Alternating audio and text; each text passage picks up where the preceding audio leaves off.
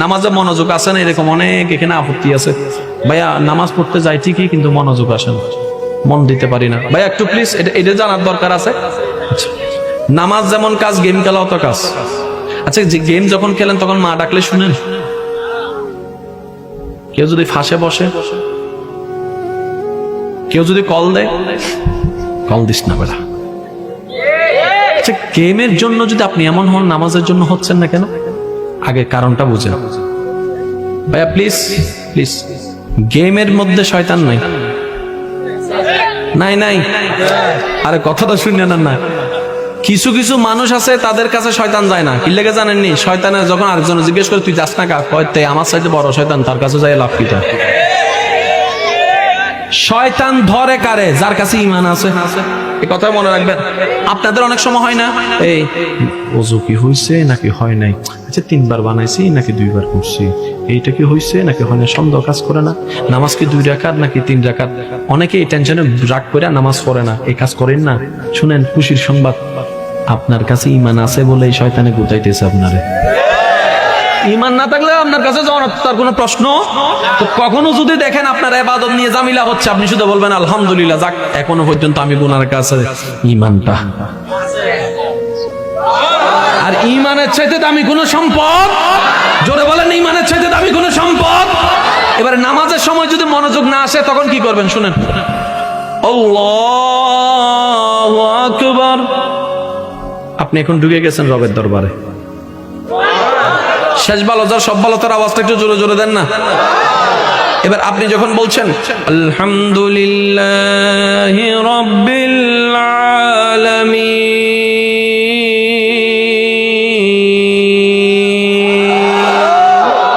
তখন আপনি কিন্তু আপনার রবের সাথে কথা বলতেছেন। আপনি যখন বলেন আলহামদুলিল্লাহি রাব্বিল আলামিন, তখন আপনার রব কিন্তু উত্তর দেয় হামিদানি আব্দি। সেজন্য যখনই তেলাওয়াত করবেন একটু বিরতি দিয়ে দিয়ে করবেন, এইভাবে করবেন না আলহামদুলিল্লাহ রাব্বিল আলামিন রহমানির রহিম, না, এটা আদব নয়। আমার কথা আপনারা দ্বিমত করতে পারেন। আচ্ছা, আপনি যদি আপনার বউ লাগে, এই ও আমার বাচ্চার, আমি তোমার অনেক ভালোবাসি, তুমি আমাকে অনেক ভালোবাসো রে, ফ্রেম হইব, দিল লাগবো, কানেকশন হইব।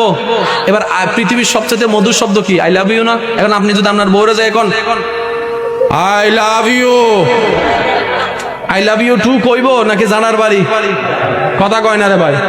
কথা যেমন এক্সপ্রেশনও তেমন থাকতে হবে, কথা যেমন সুরও তেমন থাকতে হবে। এটা এখন কোরআনের মধ্যে ফিট করেন না। আলহামদুলিল্লাহি রাব্বিল আলামিন, সমস্ত প্রশংসা ও আল্লাহ তোমার। এবার আল্লাহকে একটু বলতে দেন না, এই ফেরেশতা দেখ আমার বান্দা হামিদানি আব্দি, কত সুন্দর করে আমার প্রশংসা করতেছে। এবার আপনি বলবেন আর রহমানির রহিম, আপনার আওয়াজটা ওখানে শুনছে, আপনার পাশের জন শুনতেছে না, কিন্তু উনি শুনতেছে। এই ফেরেশতা দেখ আমার বান্দা আমার রুবুবিয়তের প্রশংসা করতেছে। এবার আপনি বলবেন মালিকি ইয়াউমিদ্দিন, মালিকি ইয়াউমিদ্দিন, আমার ক্ষমতার প্রশংসা করতেছে আমার। এবার আপনার রব আপনাকে কয়টা প্রশংসা করছেন? জোরে বলেন না। এবার রব্বে করিম বলছে ফেরেশতা দেখ আমার বান্দা কি করে, ইয়াকা না'বুদু ওয়া ইয়াকা নাস্তাইন। রব বলে যে ফেরেশতা এটা তোরা শোনার দরকার নাই, এটা আমার এবং আমার বান্দার মাঝখানে থাক, এটা হাসরের ময়দান আমি দান করব। সুবহানাল্লাহ। এইবার রব আপনাকে জিজ্ঞেস করবে কি তারে আমার প্রশংসা করতেছস, কিছু লাগবো নি, কিছু লাগবো নি? তখন আপনি বলবেন ইহদিনাস সিরাতাল মুস্তাকিম, মওলা সঠিক পথটা দাও না। মেহমান একটার ঘরে যাইয়া যদি কোন এই ডাইরেক্ট বাদ দে, কথা নাই বার্তা নাই কিছু নাই, প্রত্যেকটা জিনিসের একটা সিস্টেম। আগে রবের প্রশংসা করেন, কারণ রব প্রশংসা শুনলে খুশি হয়, বেশি খুশি হয়।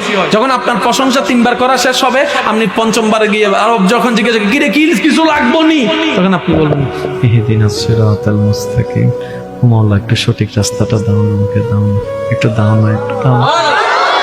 এবার মওলা আপনাকে জিজ্ঞেস করবে, একটু শুনেন, মওলা আপনাকে জিজ্ঞেস করবে কি রে তোর বন্ধু তো ফালসার চায়, তোর বান্ধবী তো আইফোন চায়, ওইতে তো ওইটারে ঘরের মাইয়া চায়, ওইতে তো বিদেশের ভিসা চায়, তুই এগুলা চাস না?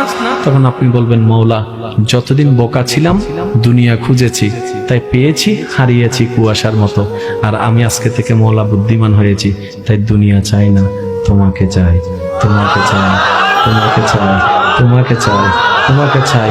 রব জিজ্ঞেস করবে কিরে বান্দা সব ফেলে আমাকে চাস কেন?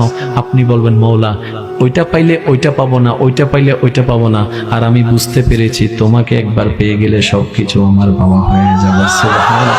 যে জান্নাত সবাই খুঁজছে ওই জান্নাত আমি খুঁজি না, ওই জান্নাত আমার দরকার নাই। রব জিজ্ঞেস করবে কেন তুই চাস না, জান্নাত খোঁজাস না?